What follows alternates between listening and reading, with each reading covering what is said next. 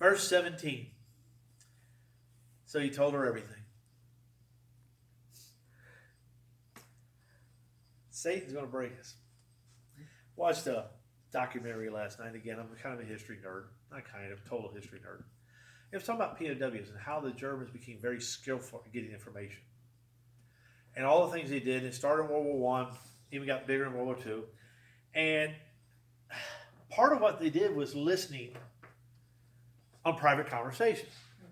And he said that the British officers could not accept the fact that they would actually eavesdrop because gentlemen would never listen to another conversation. And so because of this, the Germans picked up a lot of intelligence just because the arrogance of the British officers thinking, well, we're gentlemen, we wouldn't do things like that. And I tell you that's because as a Christian, sometimes we get that same arrogance. Well, I'm strong enough, I can resist the temptation. Amen. Amen. Amen. No, you're not. That's right. That's right. Because you know what? You're not going to be tempted by things that you're strong enough to resist. I am 58 years old. I've never done an illegal drug in my life. Not saying that to boast. It's just never been a temptation. In high school, I didn't do all that stuff because I was an athlete. So I drank alcohol. That was my thought process. Athletes can't do drugs. I turned 18 years old in the hospital with a liver infection. Great athlete I was. See, God knew to tempt me with that, not the other. Is it a temptation, Dave? No, I don't care about it one way or the other. Don't touch it. Not bragging, boasting, it's just not my temptation in life. But I have mine. And Satan's not going to put something in front of me that tempts me. I mean, I deal with cash money all day long. The thought of ever taking even $1 of it has never crossed my mind. It's not temptation for me. You see, Satan knows us well enough to know what to tempt us with and what not to tempt us with. And he'll keep nagging and nagging day in and day out on those things. He'll keep hitting those things over and over again. Eventually, guess what happens? We tell him everything. And we're sitting there in our arrogance thinking, I would never do that. All of a sudden, we find ourselves doing it. And it doesn't happen immediately. It's not something that just, kind of like Samson, we just keep getting eroded. And finally, after a period of time, what happens? We give the secret of our strength away. Delilah will cut his hair, and the story goes on. They will come in and capture him. He stands up and realizes his strength is gone.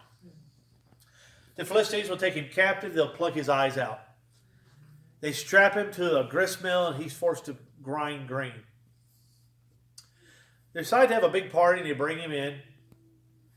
And a period of time has passed. His scripture doesn't tell us how long, but at this point his hair's grown back. And they bring him in there, and he's basically standing between two pillars. Blind, humiliated, beaten. But the great redeeming quality of Samson is he comes back to God.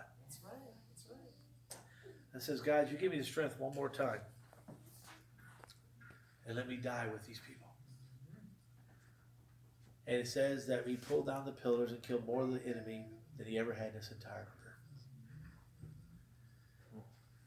I tell you the story of Samson because I think it's just such an interesting story.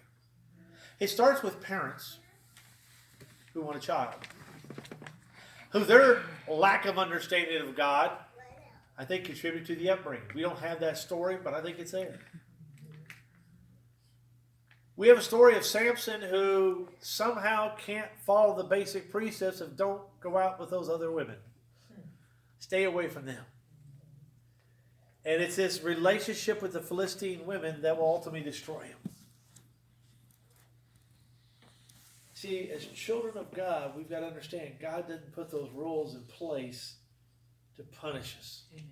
He puts them there to save us. I told you before I have a brother who's a recovering alcoholic, 10 years sober, phenomenal. I'm proud as I can be of him. But I've had a conversation with both my children. I said, think about alcohol. It's a deceptive sort of thing. There's two types of people who can drink it. There's people who can drink it, take a drink, put it down. You quit. People who can take a drink, walk away, and never bother. I said, those are great. There's a lot of people. I said, you have the other group that can take a drink and they can't stop. And I said, the problem is you don't know which group you're in until you take the first drink. I said, you see, the deception of sin is I can handle it. The problem with sin is I can't. Because whatever that sin is that's going to attack me, it's going to take me down, it's going to be there, it starts with my ego. That's right. That's right. That's right. You see, that's what happened with Samson. Samson somehow forget the source of his strength was not in his hair, but in the obedience to God's will. That's right. The source of my strength is not in Jim Love, but in Jim Love's willing to obey God. And that obedience steers me away from those things. Had Samson just followed the heat, stay away from the Philistine women, he'd kept his hair, kept his eyes, and kept his life. Amen. Amen. But the moral of the story does not end with his ego.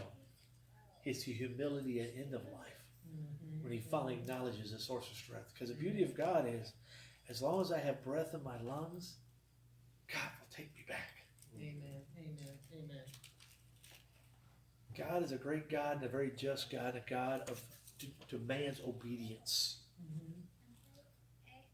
But he's also got a love and mercy. Amen. Amen. He's all the same, but they're equal parts. Love demands discipline, and discipline expects obedience. Amen. If we do not serve a God that's loving in us enough to discipline us and call us to obedience, then we're serving the wrong God. Amen. Amen. And that obedience is not to my will, because my will is not that good, but to his will. Amen. Brother Jim.